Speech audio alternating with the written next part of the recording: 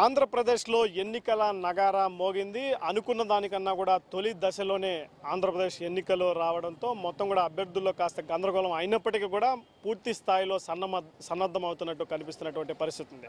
ప్రధానంగా చిత్తూరు జిల్లా విషయానికి వస్తే 14 నియోజకవర్గాల్లో కూడా టీడీపీ వైసీపీ పార్టీల మధ్య పోటీ ఉండబోతుంది. మనము ప్రస్తుతం శ్రీకాళహస్తిలో ఉన్నాము. శ్రీకాళహస్తిలో బొజ్జల గోపాలకృష్ణారెడ్డి గారి తనయుడు రాజకీయ వారసుడిగా బొజ్జల సుధీర్ రెడ్డి గారు టీడీపీ పార్టీ అభ్యర్థిగా ప్రకటించడం జరిగింది. అయితే ప్రజలతో అనుబంధం ఉన్నటువంటి సుధీర్ రెడ్డి కూడా ఎన్నికల ప్రచారంలో ముమ్మరంగా ముందుకెళ్తున్నారు. అసలు ప్రచారం ఎలా సాగుతుంది, విజయ అవకాశాలు ఎలా ఉన్న దానిపైన మాట్లాడడానికే మనకి సుధీర్ రెడ్డి గారు ఉన్నారు. వారిని అడిగి మరిన్ని విషయాలు తెలుసుకుందాం.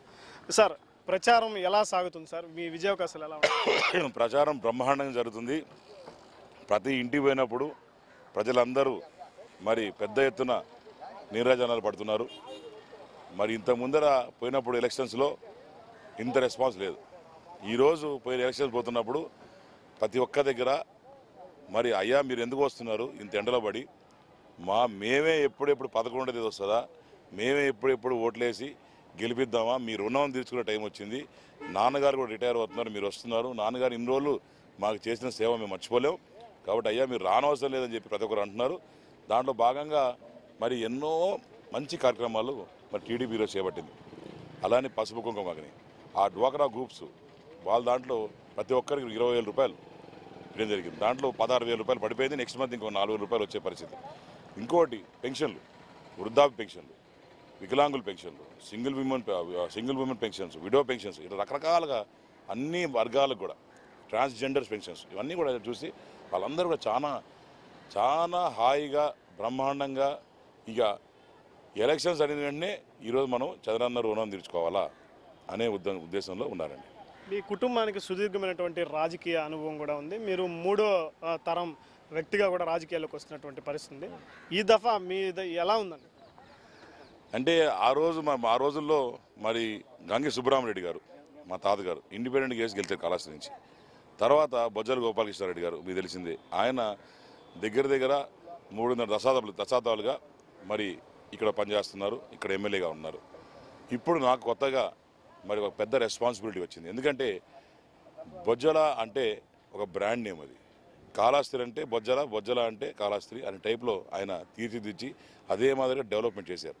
ఇప్పుడు నా మీద ఒక పెద్ద రెస్పాన్సిబిలిటీ పెట్టారు. నాకు కూడా భయంగా ఉంది, అసలు ఎట్ట చేయాలా, ఏం చేయాలా, ఎక్కడ కూడా చెడ్డ పేరు చేరుకోకుండా ఎదిగిన కొద్దీ ఒదగాలని చెప్పి కాన్సెప్ట్ నాది. అందరితో మమేకం అవ్వాలా, కలవాలా, క్యాడర్లోకి దూసుకెళ్లాలా. అలానే ఎక్కడైతే ప్రాబ్లమ్స్ ఉన్నాయో అవన్నీ కూడా ఇమ్మీడియట్గా రెక్టిఫై చేసే విధంగా, ఎక్కడ కూడా ఇబ్బంది పడకుండా ప్రజలు. ఇంకా కాళహస్తిలో మెయిన్ థింగ్ ఏంటంటే మాది రాయలసీమ అయినా కూడా ఇక్కడ ఎప్పుడు కానీ కొట్లాట్లు, గొడవలు ఇవన్నీ ఏముండవు మా కాళహస్తి వరకు. మరి ఎత్తుకుంటే ట్రాక్ రికార్డ్ తీసుకుంటే మొత్తం స్టేట్లో lowest number of cases recorded in ever అంటే దట్ ఈస్ శ్రీకాళహస్తి. ఇక్కడ ఎప్పుడు కూడా అంత తక్కువగా మేము ఏదైతే మధ్యస్థాలు చేసి అంత క్లియర్ చేసుకుంటాం, కానీ అది పోలీస్ స్టేషన్ వరకు పోయి గొడవల వరకు పోయి అంత పెద్ద రచ్చలయ్యే అంత ఇది ఉండదు.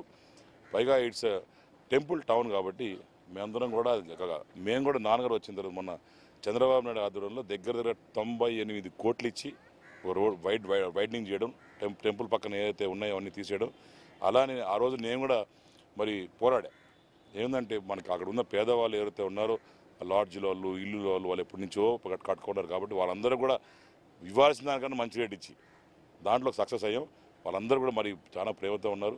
అలానే ఉద్యోగాలు ఇప్పించడంలో చాలా పర్ఫెక్ట్గా చేసాం. వాళ్ళందరూ కూడా హ్యాపీగా ఉన్నారు.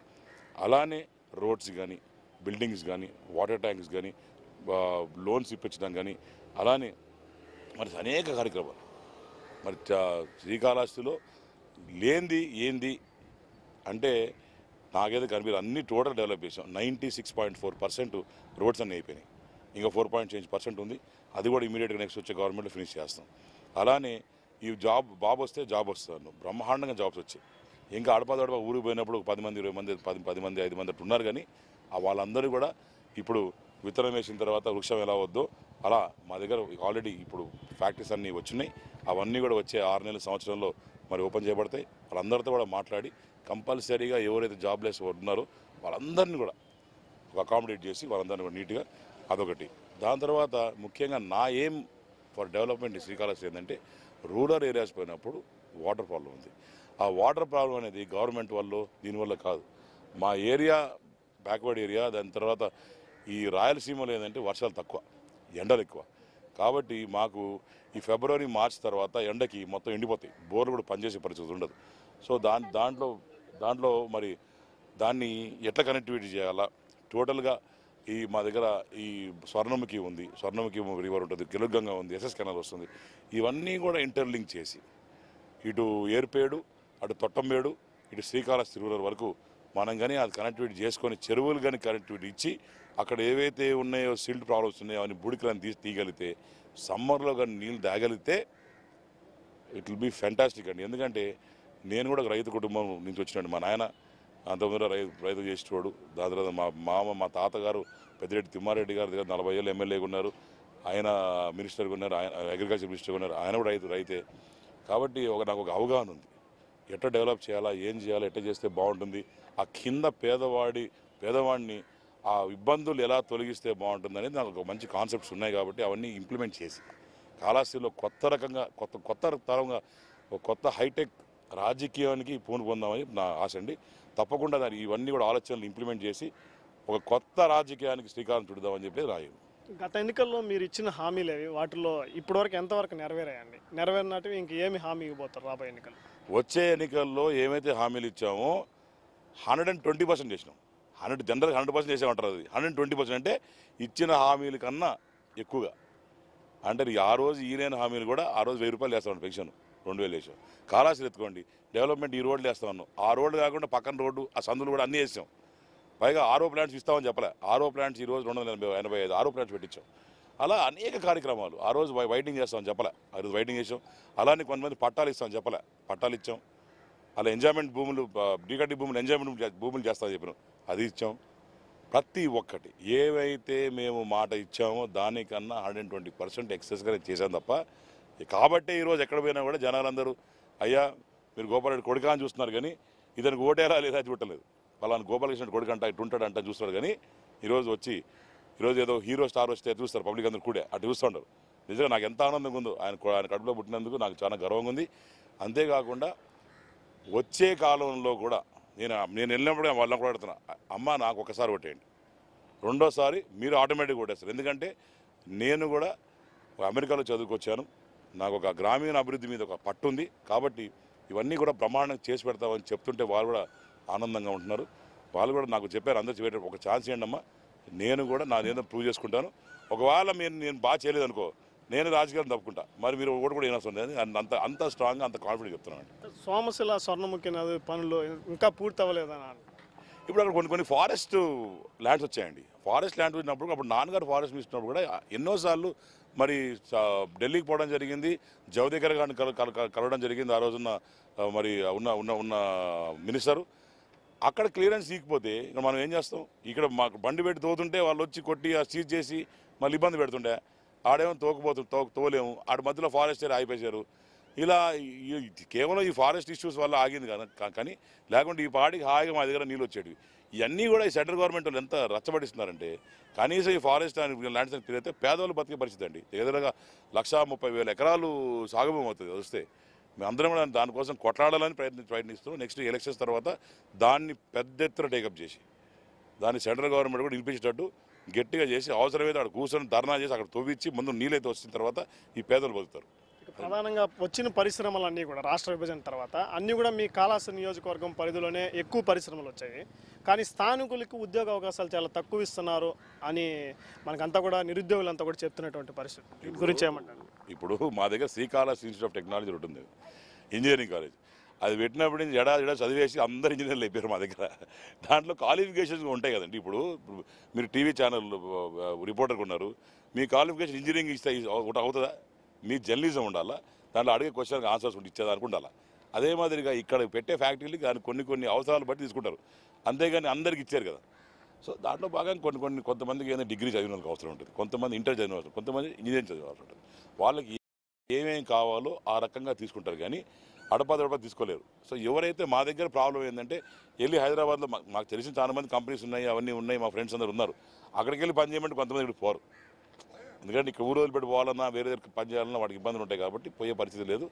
అందువల్ల ఇప్పుడు వచ్చే కొత్త ఫ్యాక్టరీస్లో కూడా అందరితో మాడుకొని ఎక్కడ వాళ్ళకి ఎంప్లాయ్మెంట్ జనరేషన్ క్రియేట్ చేయాలో క్రియేట్ చేసి 100% చేస్తాం. చిత్తూరు జిల్లాలో అన్ని నియోజకవర్గాల ఒక పరిస్థితి, శ్రీకాళహస్తిలో త్రిముఖ పోటీ ఉండబోయేటట్టుగా కనిపించేటటువంటి పరిస్థితి. త్రిముఖ పోటీయే లేదండి. ఇవన్నీ మీ జర్నలిస్ట్ హైప్ కోసం త్రిముఖ పోటీ. ఇక్కడ త్రిముఖ పోటీ ఒకటే. రాష్ట్ర మన ఈయనకే మన జగన్కే ఏం తెలుసా, ఇటు ఇటు ఇటు మోడీ త్రిముఖ అంటే 3 ముఖాలు అంతే కదా. మధ్యలో జగన్, ఇటు లెఫ్ట్ మోడీ, రైట్ కేసీఆర్. అది అందరూ తెలిసిందే. ఆ త్రిముఖ పోటీ అనుకుంటారే తప్ప మాకు ఎటువంటి త్రిముఖ పోటీ లేదు. ఆ బీజేపీకి నాకు తెలిసి వాళ్ళ ఇంట్లో వాళ్ళు కూడా లేరు. ఎందుకంటే అంత పార్టీ అంత అన్యాయం చేసి కడుపులో పెట్టుకొని చూసుకోవాలి కొత్తగా పుట్టిన స్టేట్ని. అట్టాడిది అన్యాయంగా దారుణంగా చంపేసి మా వాళ్ళందరూ కూడా అన్యాయం చేసి మళ్ళీ ఇచ్చే స్పెషల్ స్టేటస్ ఇవ్వకుండా ఇట్టాడి ఎన్ని చేశారనుకుంటే దారుణాలు అన్నీ మా మనసులో ఉన్నాయి, గుర్తుపెట్టుకుంటాం మేము. రేపు మేము రావడం తథ్యం, 25 సీట్లు కొట్టడం తథ్యం. తర్వాత మేము ఏం చేస్తారో మా నాయకుడు ఏం చెప్తే అది చేస్తాం. మా నాయకుడు మీద మాకు నమ్మకం ఉంది. అక్కడ వాళ్ళని ఎట్ట చేయాలో అది చేస్తామండి. చివరిగా సార్, మీ విజయ అవకాశాలు ఎలా ఉండబోతాయి సార్? ఇక్కడున్న 4 మండలాల్లో మీరు ఎలా విజయ అవకాశాలు ఉండబోతాయి? బ్రహ్మాండంగా ఉందండి. మేము ఒకటే చెప్తున్నాం అందరికి కూడా, మా చంద్రన్న ప్రవేశపెట్టిన పథకాలే మాకు శ్రీరామ రక్ష. ఇంకా మేము దీనికన్నా ఎక్కువ మాటలు అవసరం లేదు. అక్కడ 9 రత్నాలు, ఇక్కడ 116 రత్నాలు అంతే. ఆల్రెడీ అన్నీ చేసాము, అన్నీ చూపించాము, అన్నీ ఇస్తున్నాము. ఇప్పుడు మీ ముందర చికెన్ ఉందనుకోండి, ఇది తింటారా లేకుంటే ఎప్పుడో మటన్ వస్తుంది అక్కడ వెయిట్ చేస్తారా? అదే లెక్క. వీళ్ళందరూ ఆలోచిస్తున్నారు. ప్రజలందరూ కూడా ఒక దీంట్లో ఉన్నారు. ఆల్రెడీ ఇచ్చేవాడిని పథకాలను పోగొట్టుకుంటామా అని చెప్పి వాళ్ళు ఉన్నారు. ఎప్పుడో వస్తుందని చెప్పి దానికోసం ఆలోచిస్తామా? ఇప్పుడు ఉండేటివి చూసి వాళ్ళు they are very very satisfied, they are happy, they are all. ఎప్పుడెప్పుడు 11వ తేదీ వస్తుందా, ఎప్పుడెప్పుడు పోలింగ్ బూట్ వేసి ఎప్పుడెప్పుడు సైకిల్ మీద బటన్ నొక్కుదామా అనే ఆలోచన తప్ప ప్రజలందరూ వేరే ఆలోచన లేదు.